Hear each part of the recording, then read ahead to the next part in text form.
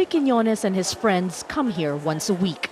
The noted fashion designer is now used to the stringent security checks and always brings gifts. This is the country's maximum security prison. But more than just prison cells and bars, it's run like a community. But many of the inmates here are serving life sentences for crimes like rape, kidnapping, and murder. Visitors to the jail are treated like honored guests, especially someone like Puy. When I first went there, I was so scared. They might kidnap me inside or stab me. His fears proved unfounded. Quiñones was asked to teach the inmates about fashion, to exercise their imagination and keep them occupied. Al Jazeera filmed his workshop but was asked not to reveal inmates' identities. About 40 of them are now beading expensive fabric, hand painting on silk, and learning about draping, texture, and design.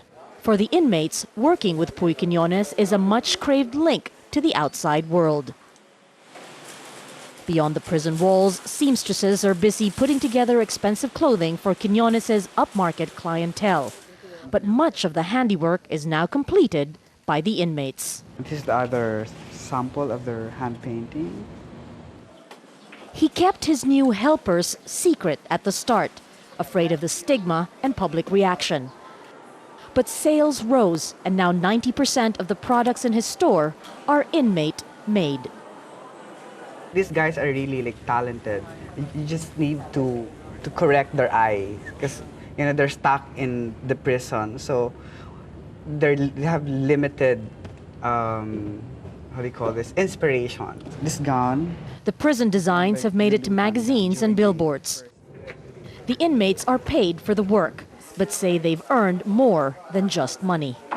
We have learned to keep ourselves intact, our dignity intact. We're proud enough to be part of Puy Quiñones' success. It's so great, feel great, because though we're just prisoners, then we could see our works outside. Fashion has given the inmates a renewed sense of self and a connection to the world outside.